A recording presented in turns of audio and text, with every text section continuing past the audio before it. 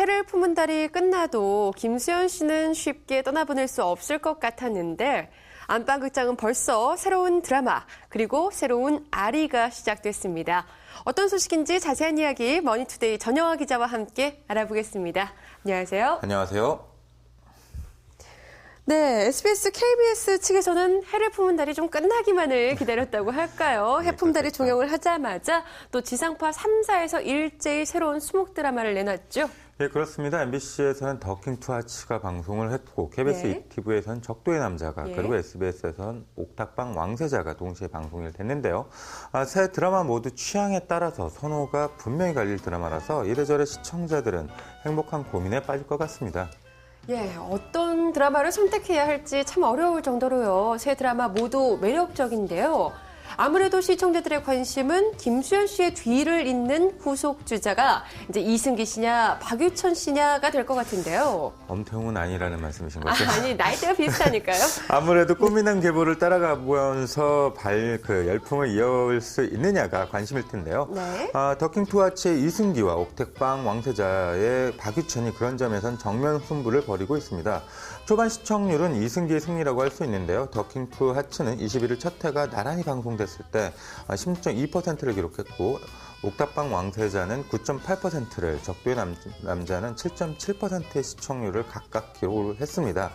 다음날 더킹 투 하츠가 시청률이 0.3%포인트 상승을 했고요. 이승기와 박유천의 매력을 비교해서 보는 재미도 쏠쏠할 것 같습니다. 예, 이제 수요일과 목요일 첫 번째 1라운드까지는 일단 이승기 씨의 우위가 점쳐지고 있는 상황인데요. 예, 일단 이승기는 더킹 투 하츠에서 까칠한 성격의 왕세자로 등장을 하는데요. 네. 연기력은 합격점을 줄 수 있을 것 같습니다. 예. 더킹 투 하츠는 한국이 입헌군 주제라는 설정 아래서 한국의 왕세제, 그러니까 왕의 동생과 북한 특수부대 교관이 세계 군인대회에 함께 출전을 하면서 사랑에 빠지게 된다는 이야기인데요. 이승기는 찬란한 유산이나 내 여자친구는 구미호를 했을 때만 해도 엄친아 이미지가 강한 게 사실이었습니다. 네. 하지만 이번 더킹 투 하츠에선 천방지축의 아나무인 성격을 상당히 잘 소화하고 있는데요. 이는 상대 역의 하지원인 것과도 무관하지 않을 것 같습니다.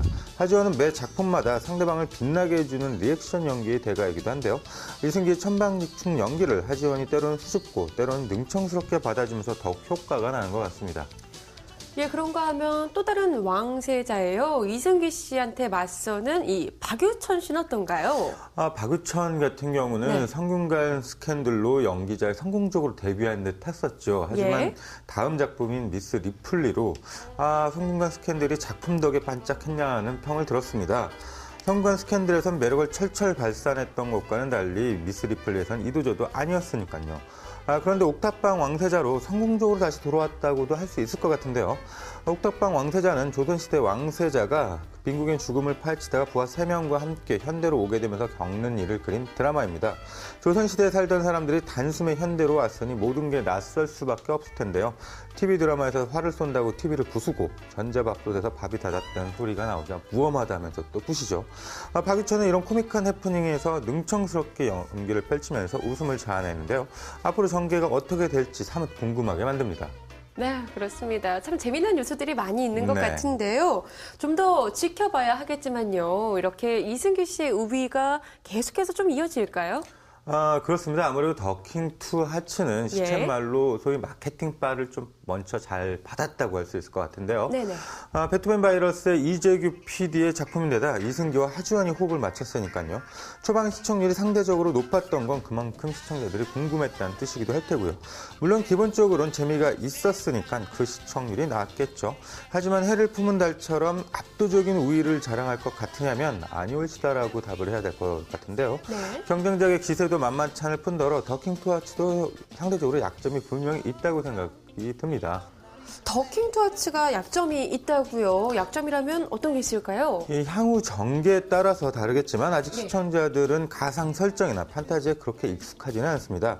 해픈달도 가상 설정이었다고는 하지만 해픈달의 조선시대 설정이나 그냥 사극에서의 설정이나 드라마를 보는 시청자들이 받아들이기에는 큰 차이가 없었죠. 그만큼 익숙하기도 했고요. 네. 그에 반해 더킹 투 하츠는 작정하고 다른 이야기니까 시청자들, 특히 40, 50대 주부 시청자들이 어떻게 받아들이냐에 따라 다를 것도 같습니다.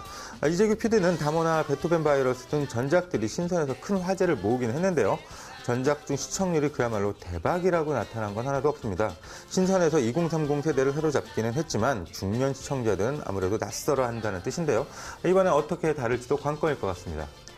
예, 그렇다면 더킹2 하츠의 약점은요. 또 다시 바꿔 말하면 옥탑방 왕세자의 약점이 될 수도 있을 것 같은데요. 예, 그렇습니다. 옥탑방 왕세자는 첫 회부터 엄청난 속도감을 보여줬는데요. 네. 과거에 세자빈이 죽는다는 설정과 의문을 풀어내는 과정, 그리고 현재 환생한 한지민과 정유미가 어떻게 자매가 되고 또 헤어졌는지, 예. 박유천을 비롯해 조선 4인방이 현대로 나타나서 자충우돌하는 과정과 재벌가 이세로 환생한 박유천이 영화 태양은 가득히처럼 친구에게 배신당해 바다에 빠져 실종되는 과정이 교차 편집으로 소개가 됐는데요.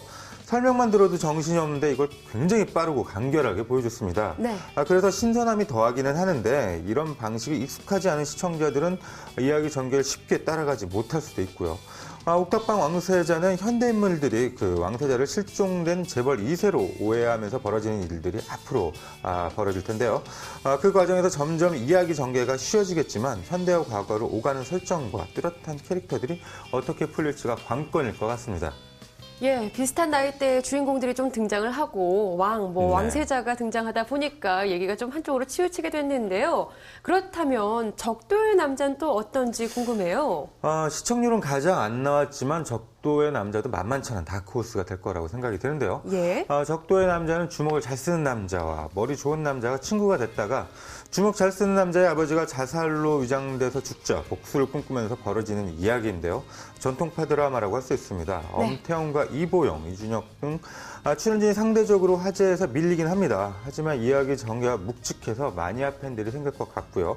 특히 엄태웅의 존재감은 더킹2 하츠나 옥탑방 왕세자가 상대적으로 가볍기 때문에 더욱 돋보이기도 합니다.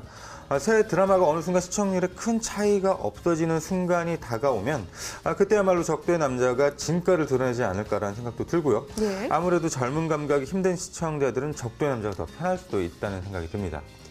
예, 그렇다면요. 이렇게 수목 드라마 이외에요. 해를 품은 달이 40%가 넘나드는 이제 시청률을 기록하지 않았습니까? 네. 이런 대박 드라마가 더 나올 수 있을지 궁금한데요. 월화 드라마죠. SBS 패션왕인 지금 현재 시청률은 그다지 높지는 않습니다만 네네. 신세경과 유아인, 이재훈과 소녀시대의 유리가 등장해 그야말로 안구정화를 하고 있는데요. 워낙 스타성이 강한 인물들이 주인공이라 서울 수도권 2030 세대에게 화제를 모을 것 같습니다. 네. 사실 시청률이 높으면 좋긴 하지만 방송사에서는 서울 수도권 2030 세대 시청률에 가장 신경을 쓰는데요. 광고주들이 찾는 타켓이 바로 이 세대라서 그렇기도 합니다. 때문에 시청률이 낮아도 이 세대의 화제를 모으면 대박은 아니어도 높은 평가를 받는 이유도 바로 여기에 있습니다. 그런 점에서 패션왕은 조금 더 관심 있게 지켜봐야 할 것 같습니다. 네, 봄을 맞아서 모든 단장을 마치고 새롭게 시청자 앞에 선을 보인 새로운 드라마들, 이 골라보는 재미가 있는 요즘인데요. 앞으로 수목극 3파점에서 누가 마지막까지 웃게 될지 더 기대가 됩니다. 오늘 이야기 여기서 마칠게요. 지금까지 머니투데이 전영화 기자와 함께했습니다. 고맙습니다. 감사합니다.